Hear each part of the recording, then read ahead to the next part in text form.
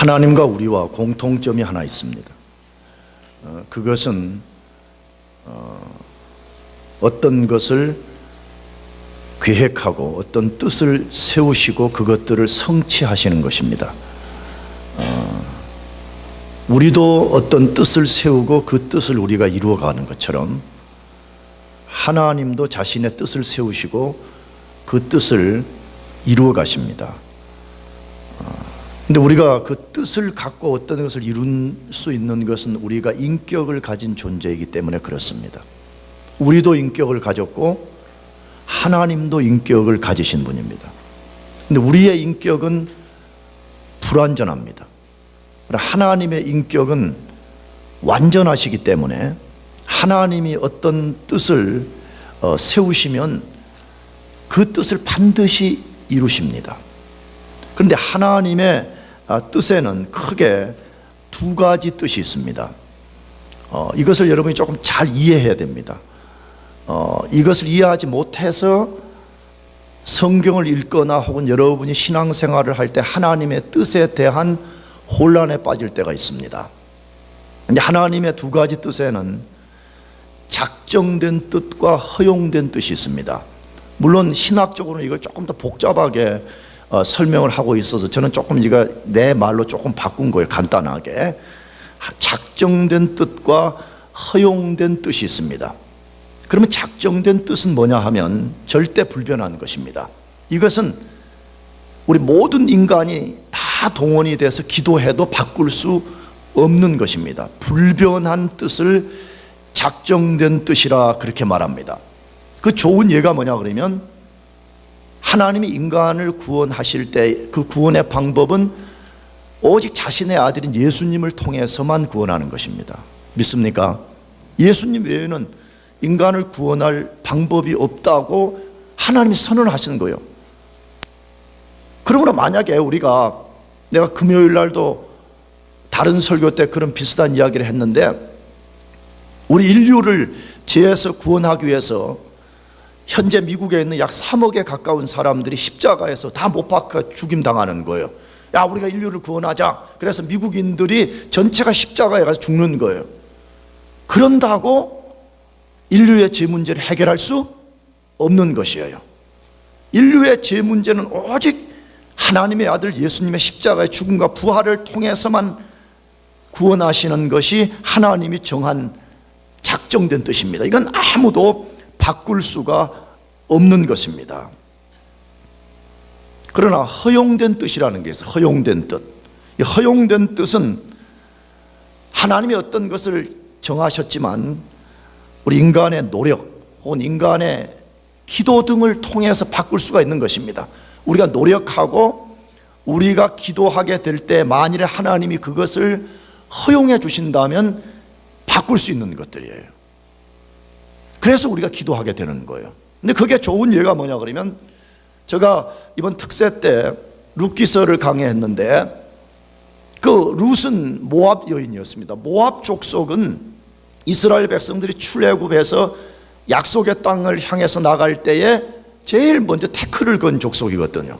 하나님이 지금 출애굽을 주도해 가는데 제일 먼저 방해한 족속이에요. 그 말은 하나님을 대적한 거잖아요. 지금 이 일을 하나님이 하고 있는데 하나님의 일을 방해한 것이에요. 그래서 하나님께서 모압 족속은 앞으로 이스라엘 회중, 다시 말하면 하나님의 언약 공동체 아래, 공동체 속에 거기는 3, 4대까지 못 들어온다 이렇게 돼 있어요.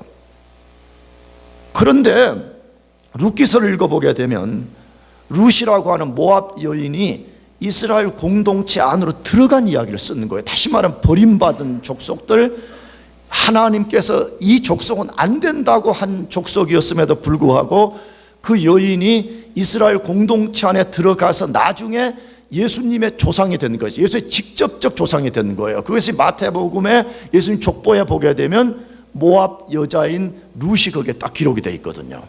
그러면 어떻게 하나님이 안 된다고 한 족속의 여인이 이스라엘 공동체 안에 들어갈 수 있었냐는 것이에요. 그것이 바로 하나님의 허용된 뜻이기 때문에 그래요. 하나님이 허용하신 뜻은 때로 우리 인간이 애쓰고 기도하고 간절히 구하게 될 때 얻을 수 있는 것을 말하는 것입니다. 그런데 하나님이 자신의 뜻, 다시 말하면 작정된 뜻이든지 아니면 허용된 뜻을 세우시면 그것을 반드시 성취하신다는 거예요. 왜? 하나님은 만물의 주권자이시기 때문에 그 주권을 가지고 그것을 반드시 이루시는 분입니다. 세상의 어떤 방해, 세상의 어떤 장애물, 세상의 어떤 대적에도 불구하고 반드시 성취해 내시는 분입니다. 만일에 하나님이 어떤 뜻을 정했는데 세상의 대적, 세상의 방해, 세상의 장애물 때문에 그 뜻을 성취해 내지 못한다면 하나님은 전능한 하나님이 될 수가 없습니다. 그러므로 하나님께서 인류 역사를 향해서 세운 뜻이든지 우리 개인을 향해서 세운 뜻이든지 그것은 반드시 이루어진다는 거예요. 그것을 가장 잘 보여주는 말씀 중에 하나가 오늘 본문 말씀입니다. 오늘 본문 말씀은 창세기 29장 31절부터 시작된 거 있잖아요. 30장 24절 오늘 본문 끝까지 이것이 한 패러그래프로 된 것인데, 이것은 지난주에 말씀드린 대로 야곱이 4명의 여인을 통해서 이스라엘 12지파의 기원이 되는 12명의 아들 낳는 사건을 기록한 것이에요. 이스라엘의 12지파가 어떻게 시작되었는가를 보여주는 말씀인 거죠. 그런데 이 말씀은 이것보다 더 이전 메아리가 있다는 거예요. 이전 약속을 성취하는 것을 보여주는 것인데, 지난주에 소개한 대로 창세기 22장 17절의 말씀의 성취를 보여주는 거예요. 거기는 하나님이 아브라함에게 약속을 했죠. 너의 후손이 하늘의 별처럼 많아질 것이고 바닷가의 모래알처럼 많아질 것이다. 이게 하나님의 약속이었어요. 그런데 아브라함이 아들을 낳고 그 아들이 아들을 낳는데도 이 멀티플이 안 생긴 거였죠. 언제 그러면 후손들이 하늘의 별과 바닷가의 모래알처럼 많아지느냐? 아브라함의 약속이 작은 실개천 같다면 여기 지금 야곱 시대에 와서 그 실개천이 이제 큰 광으로 커지는 모습처럼 이제 비춰지는, 다시 말하면 멀티플이 여기서부터 시작이 된 것이었죠. 그래서 아브라함에게 약속한 것이 어떻게 성취되는가 하는 것을 보여주는 것이 우리가 지금 읽고 있는 본문의 말씀이에요. 그런데 이 사건을 통해서 하나님은 자신이 세운 작정된 뜻과 허용된 뜻을 어떻게 성취시키는지를 잘 보여줍니다. 다시 말하면 이 본문 속에 하나님의 작정된 뜻과 허용된 뜻이 무엇인가를 동시에 보여주고 있어요. 작정된 뜻은 뭐예요? 야곱을 통해서 12명의 아들을 낳고 그 12명을 통해서 이스라엘 12지파를 만드는 것이었습니다. 이것은 하나님이 세운 작정의 뜻이었어요. 그런데 그 작정된 뜻 가운데 하나님께서 그들이 아이를 얻는 과정, 12명을 얻는 과정들은 하나님이 인간적 방법들을 다 허용하셨습니다. 그래서 얻는 과정은 허용된 뜻이 명백함을 우리에게 드러내 보여주고 있습니다. 야곱이 12명의 아들 낳는 과정을 보면 선하고 거룩한 것이 별로 없어요. 이게 정말 하나님 뜻인가 할 정도로 그 안에는 보면 아주 불편한 이야기가 많이 들어있고, 이따가 뒤에 말씀드리겠지만 전혀 아름답지가 않아요. 하나님의 언약 백성들을 만들어내는 야곱과 4명의 여자들의 이야기를 보게 되면 전혀 아름답지 않은 모습이 그 속에 담겨져 있습니다. 그것이 뭐였어요? 우리가 지난주부터 살폈지만 한 남자가 4명의 여인을 상대하는 것이었습니다. 굉장히 안 좋은 거죠. 그 안에는 편애가 있었고, 편애로 인한 분노, 시기, 질투, 경쟁, 권모술수, 인간들이 행하는 모든 일들이 그 가정 안에 내재되어 있었습니다. 심지어 야곱의 가정 안에는 인간의 힘으로 해결할 수 없는 전쟁 같은 긴장, 끊임없는 내여인 속에서 긴장, 나가서 인간의 힘으로 해결할 수 없는 아주 복잡한 문제들이 그 안에 걸쳐 있었습니다. 그런데 놀라운 것은 그런 상황에도 불구하고 하나님은 자신의 뜻을 완벽하게 성취하셨다는 것입니다. 인간의 그런 어그러진 모습, 인간의 하나님의 계획을 완전히 그냥 헝클어버린 것처럼 보여지는 상황 속에서도 하나님은 자신의 뜻을 완벽하게 성취하셨다는 것입니다. 이 사건을 통해서 하나님은 오늘 또 우리에게 두신 자신의 뜻을 완벽하게 성취한다는 우리에게 가르치는 것이에요. 여러분, 이스라엘 역사를 기록한 성경을 왜 써놨는가를 우리가 항상 질문을 던져야 돼요. 그것은 1차 독자들인 이스라엘을 향한 메시지지요. 이스라엘을 구원하고 이스라엘과 언약을 맺은 그 하나님께서 이스라엘 백성들에게 두신 하나님의 거룩한 뜻을 하나님 스스로가 반드시 이루신다는 거예요. 이스라엘이 어떤 상황에 떨어지든 상관없이 하나님은 그것을 이루시는 하나님이시라는 거예요. 마찬가지로 2차 독자들인 우리들에게 그것을 말씀하시는 거지요. 너희들이 정말 구원받은 하나님의 백성이 맞냐? 그러면 너희 속에는 하나님의 놀라운 뜻이 있다는 거예요. 근데 그 뜻이 너희들의 연약함, 너희들의 부족함에도 불구하고 하나님은 그것을 반드시 성취하는 분이라는 거예요. 그렇기 때문에 꽁수 쓰지 말고, 뭐 쓰지 말고요? 인생에 꽁수 쓰지 말고 하나님 의지하고 하나님 전적으로 순종하라, 이 말이에요. 그렇다면 어떻게 하나님이 우리에게 두신 자신의 뜻을 성취하시는가 하는 것이에요. 이걸 아는 것이 굉장히 중요해요. 왜? 하나님이 의도적으로 이 메시지를 성경 안에 반복하는 거거든요. 반복을 통해서 자꾸 말씀하는 거예요. 왜? 영적인 기머거리들 말이에요. 하나님이 말씀함에도 불구하고 영적 기머거리 상태에 있는 사람들은 하나님 말씀을 듣지 못하니까 하나님 반복해서 우리에게 말씀하시는 거예요. 그럼 하나님이 어떻게 우리에게 두신 자신의 고귀한 뜻을 이루시냐는 것이에요. 첫째로, 인간의 질투와 다툼이 아니라 기도를 통해서 이루신다고 말해요. 우리 인간들의 질투 혹은 경쟁 혹은 싸움을 통해서 성취되는 것이 아니라는 거예요. 이걸 기억하라는 것이 굉장히 중요해요. 이것은 비단 수천 년 전에 이스라엘 백성들만의 이야기가 아니에요. 오늘 우리들의 모습이잖아요.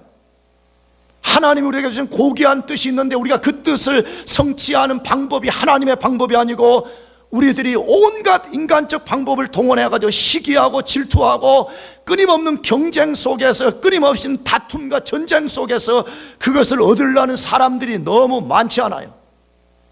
그걸 하나님 우리에게 말씀하는 거예요. 너가 진짜 하나님의 사람들이냐? 정말 너희 삶에 하나님이 놀라운 뜻을 갖고 있다는 걸 믿느냐? 그렇다면 너희들은 야곱의 가정처럼 하면 안 된다는 거예요. 야곱의 식구들이 했던 방법처럼 질투하고 경쟁하고 다투는 것은 그건 하나님의 백성들이 하는 방식이 아니라는 것이에요.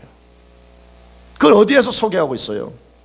창세기 30장 1절 2절 말씀, 라헬이 자기가 야곱에게 아들 낳지 못함을 보고 그 형을 뭐해서? 투기하여 야곱에게 이르되 나로 자식을 낳게 하라. 그렇지 아니하면 내가 죽겠노라. 야곱이 라헬에게 노를 바라여 가로되 그대로 성태치 못하게 하시는 이는 하나님이시니 내가 하나님을 대신하겠느냐라고 말했습니다. 라헬은 자기 언니 레아가 4명의 아들을 낳는 동안에 1명도 낳지 못했습니다. 그러자 이제 아마 질투가 갑자기 폭발한 것 같잖아요. 나는 이 본문을 보면 점점점 질투가 이제 생기기 시작한 거죠. 그래서 4명 낳고 디나 딸까지 낳을 때 자기는 아무런 반응이 없게 되니까 그 질투가 폭발했던 것 같아요. 그럼 질투가 뭐예요? 질투. 시기와 질투라는 이 단어를 사전에는 분명히 다르게 쓰잖아요. 근데 질투는 다른 사람이 갖고 있는 것을 자신도 갖고 싶어서 잘못된 태도로 반응하는 것을 말해요. 사실은 우리가 남들이 좋은 거 갖고 있으면 갖고 싶잖아요. 나는 그것이 다 나쁘다고 생각하지는 않습니다. 문제는 뭐냐 그러면 그걸 자기가 가져야 될 것인지 안 가져야 될 것인지 첫째는 분별도 못하는 거예요. 두 번째는 갖고 싶다고 하면 그걸 하나님이 원하는 방법으로 하려는 것이 아니고 잘못된 방식으로 그것을 손에 넣으려고 할 때 질투는 심각한 문제를 야기한다는 것이에요.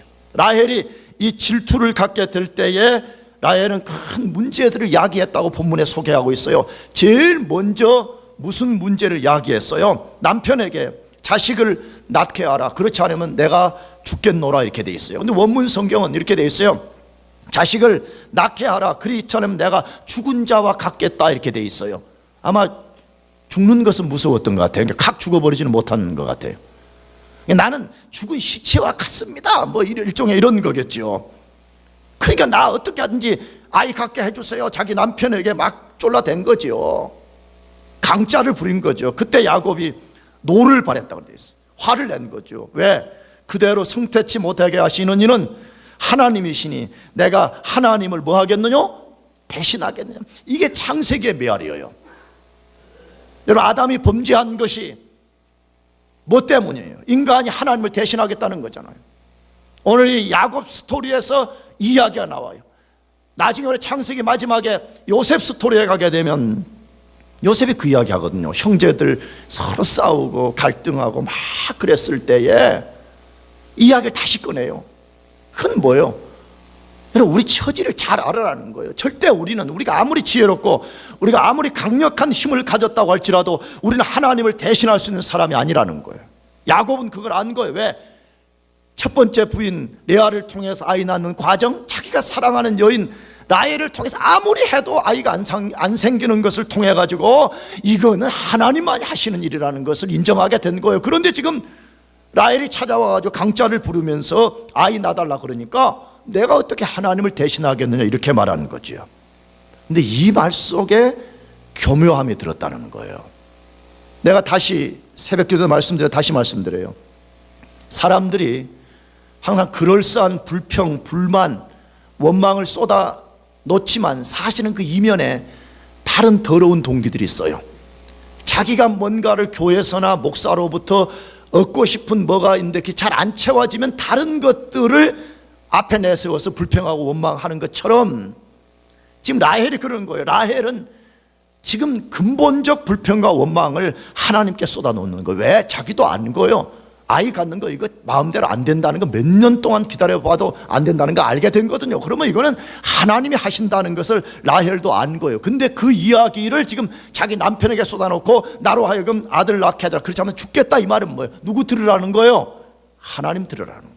생명의 주관자이신 하나님, 당신이 이것을 들으세요. 다시 말하면 하나님을 도전하는 행위예요.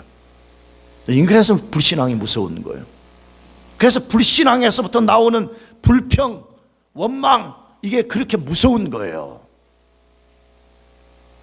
라헬이 두 번째 문제를 야기했습니다. 질투를 갖게 될 때 또 다른 문제를 낳게 되었는데 야곱이 자기의 시녀 비라를 통해서 아이를 얻게 했어요.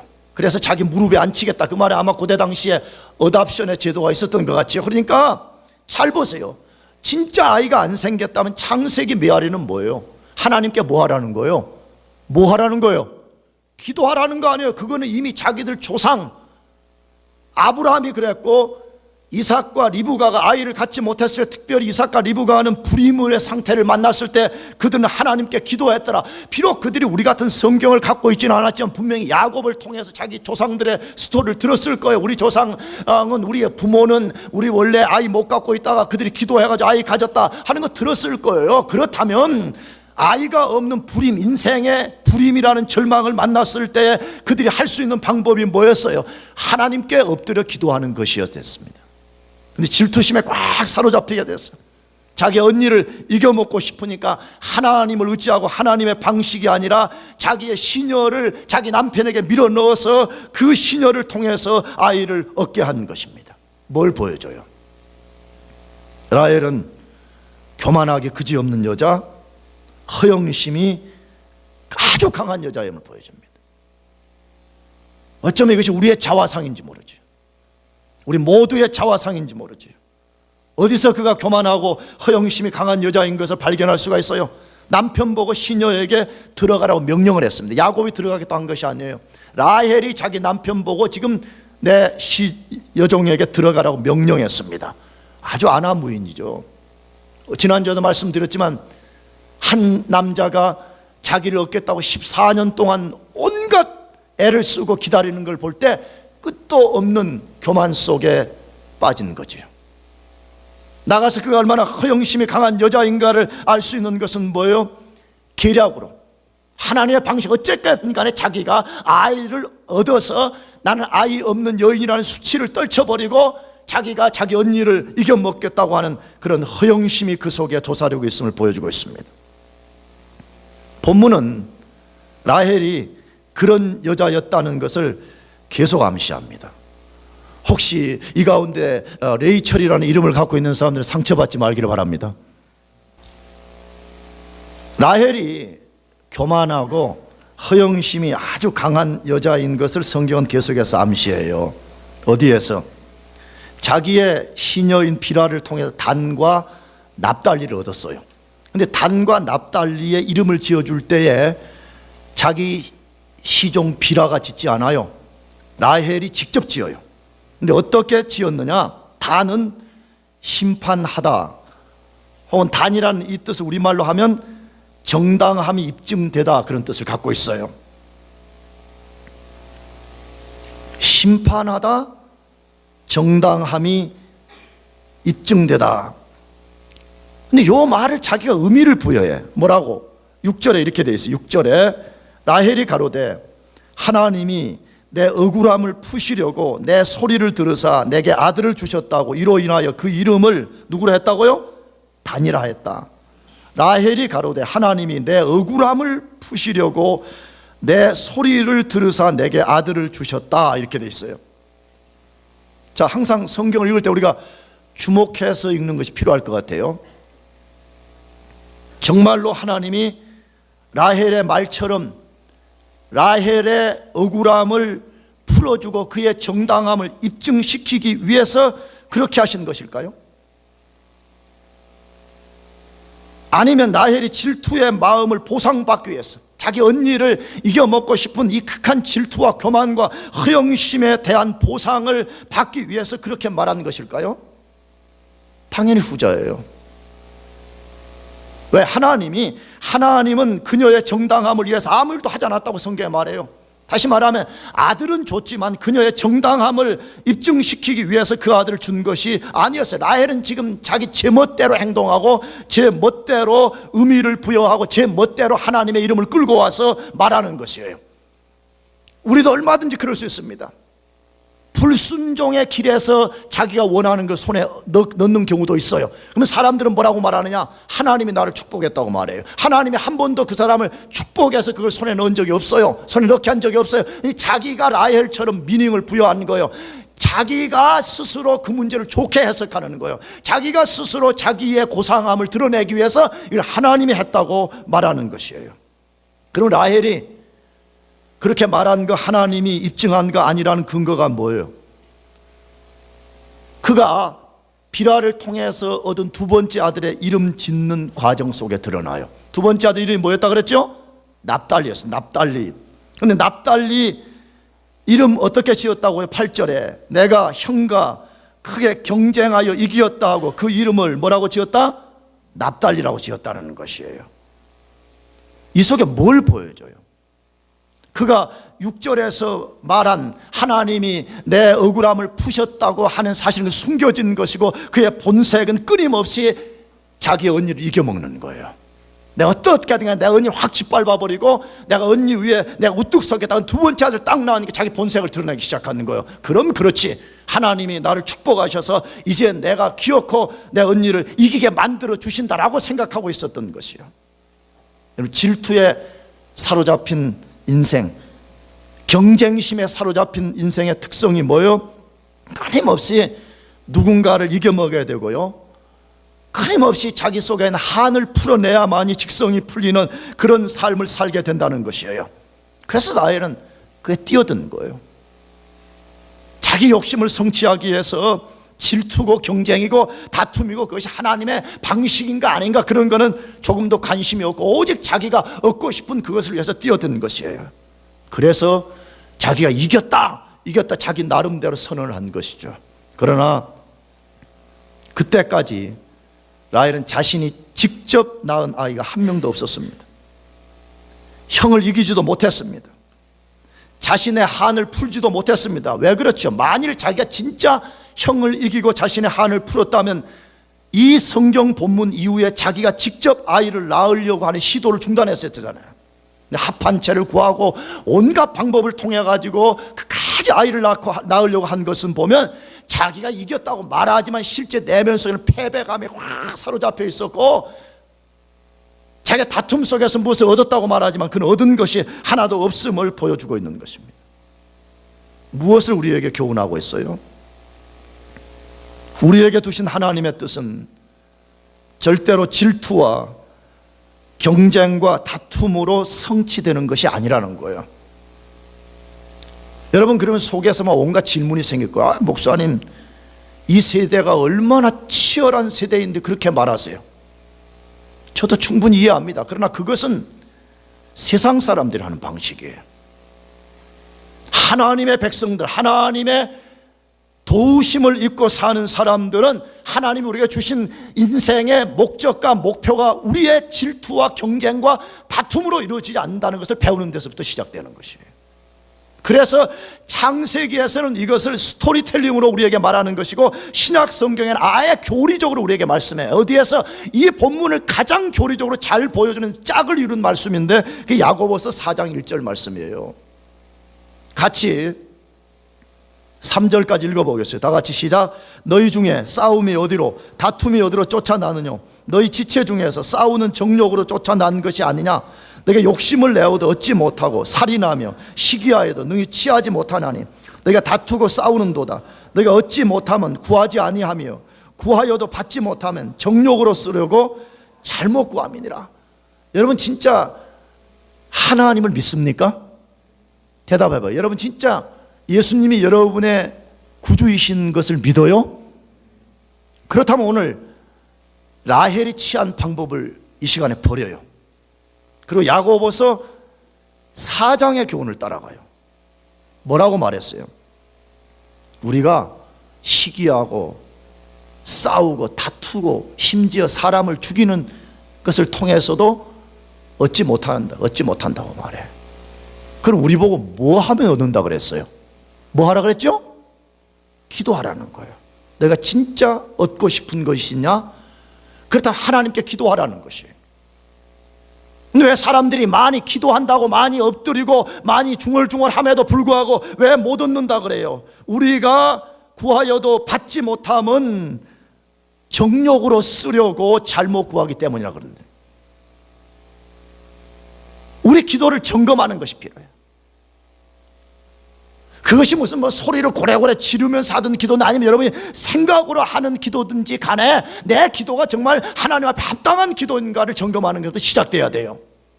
왜 많은 사람들이 기도하고도 못 받느냐? 목표와 목적이 다르다는 거예요. 라헬처럼 말이에요.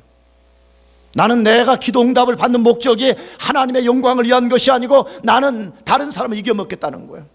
나는 나의 허영심을 드러내고 내 교만을 더 내가 높이는 그 일을 위해서 쓰겠다고 하니까 우리가 아무리 소리를 크게 하고 부르짖어도, 우리가 아무리 오랫동안 기도해도 하나님이 안 들어주시는 줄 모르죠. 성경은 말해요. 하나님이 여러분과 저에게 두신 그 뜻을 우리가 진짜 이루고 싶다면 절대 질투와 경쟁과 다툼으로 되는 것이 아니라고 말씀해. 하나님의 뜻 앞에 우리가 엎드려서 기도할 때 얻는다고 말씀해. 그러므로 성경 말씀이 반드시 그대로 되는 진리인 것을 믿는다면 모든 시기와 질투와 다툼과 경쟁을 내려놓고 하나님 앞에 기도하는 여러분들 되시길 바랍니다. 두 번째로, 하나님은 어떻게 우리 자신에게 두신 뜻을 이루시는가 하는 것이에요. 오직 하나님의 절대 주권적 섭리와 분배를 통해서 이루어진다는 게, 한마디로 하나님 뜻대로만 된다는 거예요.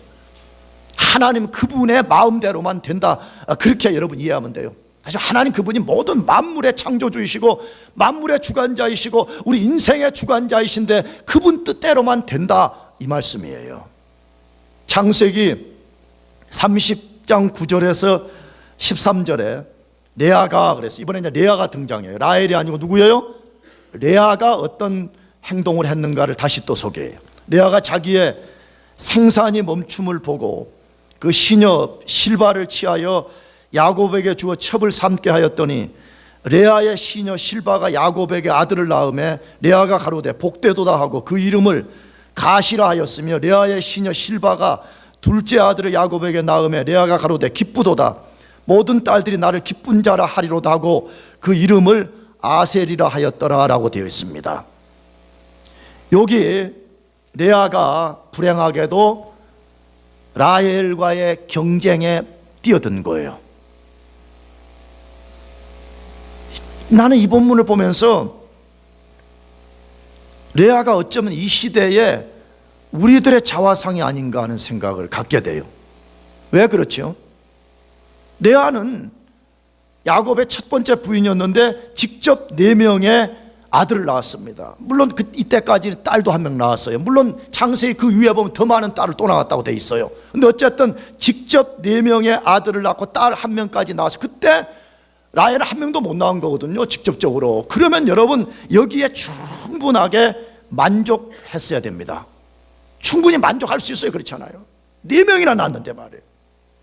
그런데 실바를 통해서 얻은 두 아들의 이름 짓는 것을 보면 과거의 레아가 아니었음을 우리에게 소개하고 있습니다. 과거에 하나님 앞에 나타냈던 그의 반응들이 싹 사라져 버렸어요.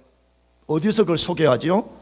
갓을 낳은 후에 뭐라고 이름을 지었다고요? 복되다, 그렇게 해서. 갓의 뜻이 뭐라고요? 복되다. 그 다음에 아셀을 낳고 기쁘도다, 모든 딸들이 나를 기쁜 자라 하리로다, 그렇게 되어 있어요. 뭐가 달라졌어요? 과거에 자기가 직접 4명의 아들을 낳고 이름의 미닝을 부여할 때와 지금 자기의 여종 실바를 통해서 갓과 아셀을 낳았을 때 뭐가 달라졌냐 이거예요.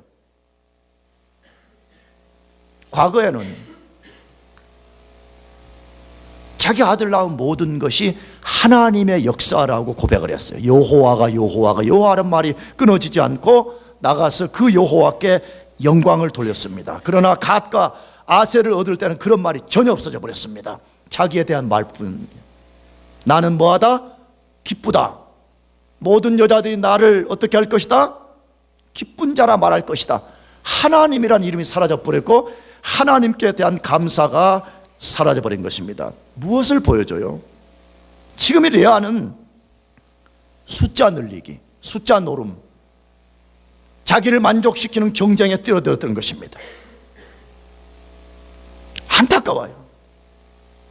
이게 어쩌면 우리 모습인지 모르죠.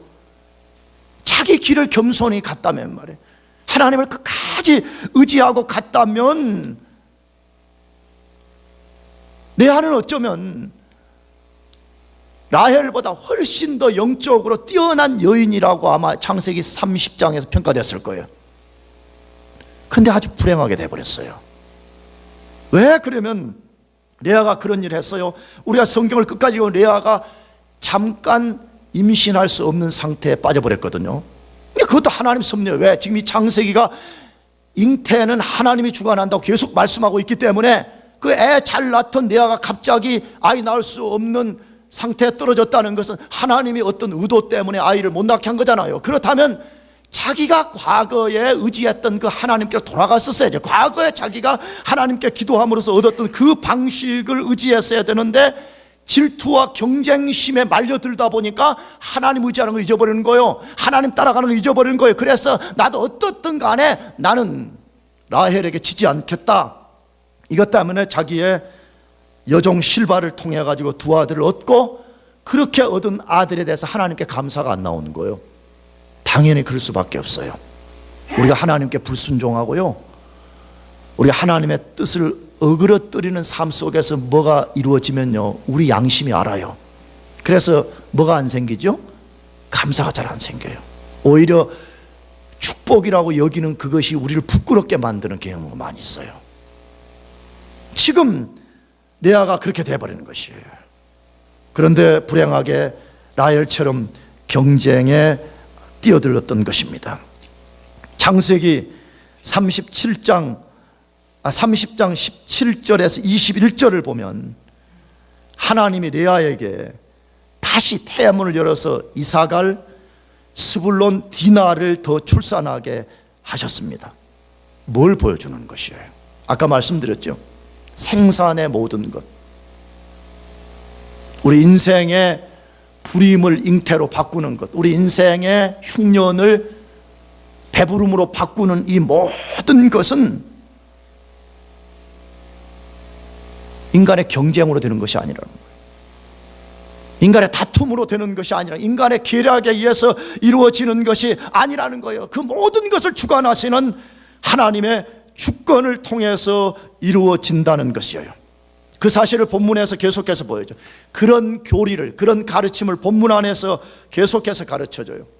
그것이 무슨 스토리예요? 어느 날 라헬이, 이 라헬을 다시 돌아요. 라헬, 야곱의 둘째 부인 라헬이 언니의 큰아들 루벤이 제일 큰아들이에요. 루벤, 합 한 채를 구해서 자기 어머니에게 드리는 것을 보게 됐어요. 그래서 라헬이 또 질투가 발동해가지고 그것을 달라 그랬어요. 그랬더니 막 또 싸움이 난 거죠. 내가 뭐 내 남편을 빼앗아가고 어쩌고 저쩌고 할 때 이 본문을 보면 라헬이 분명히 또 한 펀치 자기 언니에게 충분히 날릴 수 있었어요. 그런 여자예요. 교만하고 허영심이 많은 여자였으니까. 근데 본문에 보게 되면 아주 납작 엎드려요. 뭐라고? 내가 내 남편을 언니와 하룻밤 자게 해줄 거니까 그 손에 있는 합 한 채를 나에게 달라 그러게. 얼마나 지금 라헬의 마음이 벼랑 끝에 와 있는지를 보여주는 거잖아요. 합 한 채를 달라. 왜? 이게 실제 의학적으로는 그게 안 맞는 거지만 고대 당시에는 이 합 한 채는 생산 유발제였어요. 다른 말로 하면 체음제라 그렇게 많이 번역해 놓았는데, 다시 성적인 어떤 것을 이렇게 만들어내고 하는 그런, 하여튼 다 알지 뭔 소린지. 웃어줘. 아, 이게 내가 막 애쓰잖아 지금 그 난처한 이야기를 하면서 말이에요. 라헬을 손에 넣었어요. 손에 넣고 분명히 사용했겠죠. 왜? 자기 남편을 끊임없이 감시하면서 오늘 밤에는 이 여자, 내일 밤에 자기가 다 그거 하는 여자인데 자기 남편을 마음대로 조종하는데 합 한 채를 손에 넣었으니까 당연히 자기 남편하고 동침을 하고 아이가 생길 것을 기다렸겠지요. 그러나 성경은 아이가 생기지 않았다고 되어 있습니다. 뭘 보여줘요? 질투로도, 다툼으로도, 합 한 채로도 아이를 얻을 수 없다는 것을 성경이 못 박아서 말하는 거예요. 나가서 우리 독자들은 우리에게 말하는 거예요. 내가 진짜 하나님의 선하신 뜻을 얻기를 원하느냐, 그 뜻이 너희에게 이루어지기를 원하느냐, 그럼 너희 삶에 질투를 버리라는 거예요. 다툼을 버리라는 거예요. 제발 경쟁하는 것을 종식시키라, 이렇게 말씀하는 거예요. 그러면 이 불쌍한 라헬이 어떻게 아들을 얻을 수 있었어요? 오늘 본문에 어떻게 얻을 수 있었는지 통해서 그 인간의 경쟁으로 되는 거 아니라는 걸 다시 또 한번 말해. 어디에서? 창세기 30장 22절에서 24절이에요. 하나님이 라헬을 뭐 하신지라? 아주 중요한 단어예요. 하나님이 라헬을 생각하신지라. 굉장히 중요한 단어예요. 창세기에는 어떤 데는 권고라는 한자 말로 번역을 했는데 이 말이 계속 창세기에는 반복돼요. 하나님이 이스라엘을 권고하신지라, 하나님이 이스라엘을 생각하신지라. 오늘 이 본문에 하나님이 라헬을 생각하신지라, 하나님이 라헬을 생각하신지라. 하나님이 그를 들으시고 그 태를 여신고로 그가 잉태하여 아들을 낳고 가로되 하나님이 나의 부끄러움을 씻으셨다 하고 그 이름은 요셉이라 하니 여호와는 다시 아들을 내게 더하시기를 원하노라 함이었더라 됐어요. 어떻게 아들 얻었어요?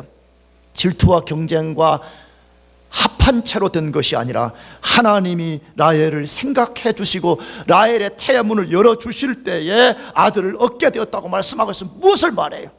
하나님의 주권적 섭리로 된다는 것이요. 모든 만물과 인생의 오소리티를 갖고 계신 그분의 섭리, 그분의 배분하심을 따라서만이 이루어질 수 있다라고 말씀하고 있습니다. 하나님 주권자예요. 믿습니까? 잘 보세요. 이 본문을 끝까지 보게 되면 야곱이 그토록 사랑했던 라헬을 통해서 유다 지파를 통한 메시아가 온 것이 아니었어요. 인간적으로 보면 그렇잖아요. 야곱 자신이 그토록 사랑했던 라헬이 낳은 자식 속에서 메시아 후손이 만들어지면 좋잖아요. 아니었습니다. 조금 위대한 것은 라헬을 통해서 요셉이 나왔지만 예수님이 오는 유다 지파는 라헬이 아니라 레아를 통해서 만들어졌다는 것이 뭘 보여줘요? 모든 것은 하나님이 주권을 가지시고 섭리하시기 때문에 우리가 그 주권에 순종하는 걸 배우라는 거예요. 우리가 그 주권에 순복하는 것을 배워내라 그렇게 말해. 그래서 욥 유명한 욥기서 1장 21절 하반절에 말씀하셨죠. 같이 한번 읽어보겠습니다. 시작. 주신 자도 여호와시요 취하신 자도 여호와시니 여호와의 이름이 찬송을 받으실 자다. 여러분, 우리가 욥기서를 뭐 많이 읽어보진 않았지만 그래도 욥기서 조금 알잖아. 이 본문의 앞에 배경은 하나님이 그 근동의 갑부였던 욥의 모든 걸 다 쓸어가 버렸어요. 자기 부인 하나 놔두고 다 쓸어가 버린 거거든요. 그때에 막 부인이 옆에서 막 쫑알거리기 시작해. 막 쫓아대. 뭐라고 했죠? 여호와를 저주하고 죽으라 그래 돼 있어요. 이렇게 지금 이 상황인데 무슨 하나님을 의지하고 무슨 하나님이 주권자라고 당신 그렇게 하니 당신 좀 제정신이냐고. 차라리 하나님께 저주를 퍼붓고 죽어라 이렇게 한 거잖아요. 그때의 욥의 고백이 이거예요. 다시 뭐라고 고백했어요? 주신 자도 누구라고요? 여호와시요. 취하신 자도 누구라고요? 여호와시니 여호와께서 찬송을 받으실 자다 그랬어요. 여러분, 이것은 모든 만물과 인생들에 대한 진리예요. 우리가 여기 왜 존재해요? 하나님이 여러분을 이 세상에 태어나게 하셨기 때문에 우리가 존재하는 거예요. 여러분, 여기 왜 예배자로 와 있는 것이 여러분이 세상 사람들보다 지혜로운 선택을 했기 때문이 아닙니다. 하나님이 여러분을 예배자로 부르셨기 때문입니다. 믿습니까? 여러분이 이 학교에서 공부를 잘한 것, 혹시 여러분이 실패 가운데서 좌절하지 않고 끝까지 실패를 뚫고 지금 나갈 수 있는 모든 것도 다 하나님이 주셨기 때문이라는 것이에요. 그러므로 하나님이 지금 성경을 통해 우리들에게 이걸 배우라는 거예요. 너 진짜 너 인생의 주인이 누구인지 너 배울 수 있겠냐는 거예요. 너가 성공할 때도 그 성공이 하나님께 속한 것임을 너가 인정하겠냐는 거예요. 반대로 너가 절망적인 실패 가운데서 그 실패까지도 하나님이 주관한다는 것을 너가 믿고 그 하나님의 주권을 인정할 수 있겠냐는 것이에요. 여러분, 그런 사람은 성공의 꼭대기에서도 교만하지 않게 되고요, 실패라는 절망의 구렁텅이에서도 좌절하지 않게 되는 것이에요. 왜? 이 모든 상황이 하나님의 주권과 섭리 아래에 있다는 것을 믿기 때문에. 여러분 모두가 이 학교를, 우리 영광교회를 떠나기 전에 하나님의 주권을 인정하는 걸 배우기를 축복합니다. 마지막 세 번째로 하나님께서 우리에게 두신 자신의 뜻을 어떻게 성취해내는가 하는 것이, 모든 것이 합력하여 선이 되게 하심을 통해서 성취합니다. 모든 것이 합동이 되게 하고 그것이 선이 되게 하셔서 자신의 뜻을 성취한다는 것이에요. 제가 모두에도 말씀을 드렸지만 야곱이 4명의 여자를 통해서 12명 아들을 얻는 과정은 너무 아름답지 못한 모습입니다. 우리가 아무리 야곱보다 설령 못한다고 할지라도 오늘날 우리 대부분의 우리 교인들의 가정이 이런 가정은 내가 없는 줄 알아요. 야곱 같은 가정은 아마 우리 교인 중에 내가 없는 것 같아요. 그렇다면 야곱 가정에 너무 아름답지 못한 것들이 어떤 것들이에요? 굉장히 많죠. 그러나 우리가 몇 가지만 살펴보면 야곱이 4명의 여자와 관계를 갖는 것이었습니다. 그러면 성경 읽다가 보면 여러분들이 또 이제 우리는 어떻게 한 여자와 한 남자만 하라 그러는데 성경은 막 믿음의 족장들이라는 사람이 이렇게 많은 여자하고 엉망진창이었어요. 막 말도 안 된다고 이렇게 말해. 말도 안 되는 거예요, 사실은요. 하나님은 인간을 창조할 때 둘이, 남자와 여자, 이것도 분명히 요즘 둘은 또 개념이 또 다르니까 남자 1명하고 그 다음 누구하고 여자 1명. 한서우 알겠지? 여자 1명, 여자 1명이 아니에요. 지금요 정신 바짝 차려요. 남자 1명하고 그 다음 누구하고 여자 1명, 이 둘이서 한 몸을 이뤄 하나님 분명히 말씀했어요. 그런데 인간들이 하나님 말씀을 헌신짝처럼 여겨버리고 자기 마음대로. 그 당시에 문화를 따른 거죠. 그 당시에 컬처, 중동의 문화, 중원. 한 남자가 여러 여자를 거느리는 그런 문화를 따라간 것이지요. 그런데 여러분, 성경은, 이 성경이 나는 진리고 좋다는 게 뭐냐 그러면, 이 역사에 뿐만 아니라 우리가 주변에서 이렇게 많은 거 보면 절대 둘이 한 몸이 되는 것 외에는요, 가정이 절대 평화로울 수가 없습니다. 깨끗할 수가 없어요. 나는 이 4명의 여자 틈바구니에 있는 야곱이 너무 불쌍해 보여요. 어떻게 인간이 그렇게 살다가 20년 동안 고생했을까? 너무 불쌍해 보여요. 절대로 가정이 경건하잖아요. 절대로 그 가정이 화평 가운데 있지 않다는 것을 보여주고 있어요. 나가서 레아와 라헬 두 사람은 언니와 동생 사이였지만 서로에게 자기 남편을 빼앗기 위하여서 말이에요. 끊임없이 서로 싸우고 경쟁하고 또 빼앗기게 되고 아이 못 낳게 되면 강한 피해 의식 가운데 사로잡혀 사는 그런 여인들이었음을 보여주고 있습니다. 라헬은 레아가 자신을 사랑했던 야곱을 속여서 빼앗았다고 이를 갈았고요, 반대로 레아는 라헬이 야곱의 사랑을 빼앗아감으로써 자기는 남편과 무슨 이렇게 같이 살지만 빈 껍데기라는 것 때문에 늘 이를 갈고 살았던 것이에요.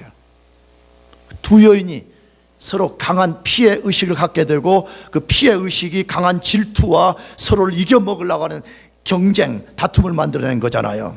나가서 그런 여자들 사이에서 무기력하게 끌려다니는 야곱의 모습은 절대로 성경이 말하는 남성다움이 아니에요. 절대 성경이 말하는 남편다운 모습이 아니었어요. 잘 보세요.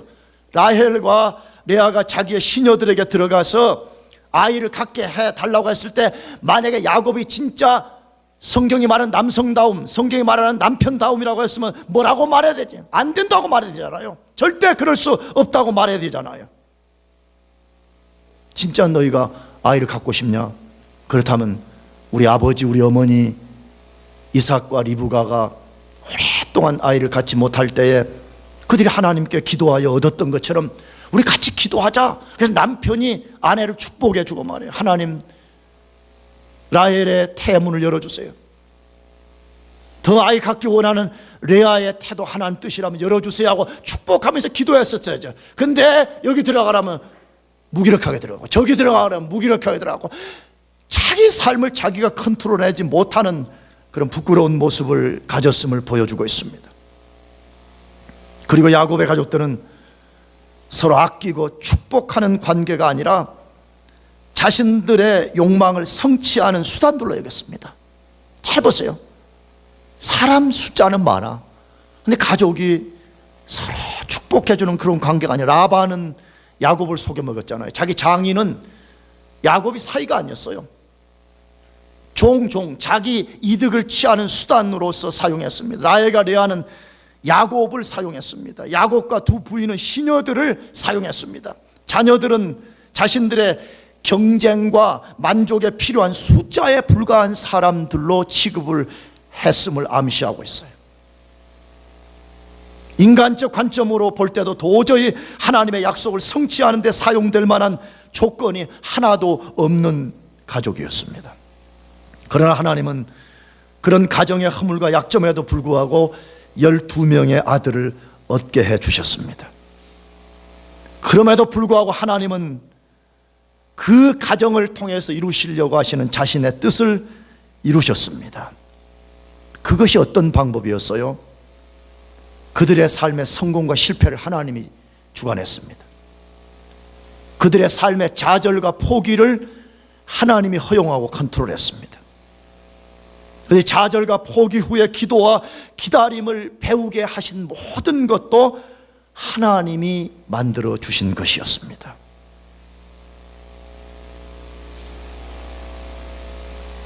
하나님은 모든 것이 합력하여 선이 되게 하시는 분입니다. 그래서 로마서 8장 28절에 가장 위대한 성경 구절 중에 하나죠.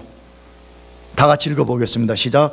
우리가 알거니와 하나님을 사랑하는 자, 그 뜻대로 부르심을 입은 자들에게는 모든 것이 합력하여 선을 이루느니라. 자, 자, 이 본문에 우리가 주목할 두 단어가 있는데, 우리가 알거니와 하나님을 사랑하는 자 곧 그 뜻대로 부르심을 입은 자들에게는, 그 뜻대로 부르심을 입은 자들에게는 이렇게 되어 있어요. 여러분, 우리가 오늘 예수 믿어 구원 받을 수 있었던 것은 하나님이 우리를 불러주셨기 때문에 믿습니까? 그러면 여러분이 진짜 예수님 믿어 구원 받았다면 여러분 모두가 하나님의 뜻대로 부르심 받은 자들이에요. 아멘. 그런데 그 뜻대로 부르심을 입은 자들에게는 하나님이 반드시 선을 이루신다는 거예요. 이 선이라는 말은 악과 선이라는 개념의 선이 아니고 하나님의 뜻을 이룬다는 말이에요. 하나님이 우리에게 두신 하나님의 목적을 성취한다는 말이 선이에요. 근데 이 선을 이루기 위해서 하나님 뭘 사용한다고 되어 있어요? 다시 모든 것이 뭐해서 합력하여, 그래서 모든 것이, 이 모든 것 속에는 성공, 실패, 좌절, 포기, 고난, 역경, 기도, 기다림, 이 정말 우리가 동원할 수 있는 모든 것을 다 지시간 하나님은 그 모든 것을 사용하셔서 자신의 뜻을 반드시 이루시는 분이라 그렇게 말씀해요. 그러므로 하나님은 지금도 우리에게 그 뜻을 두시고 그 뜻을 이루심을 믿으시길 바랍니다. 그걸 믿어야 돼요. 그래서 수잔 쿨리지라는 사람이 있어요.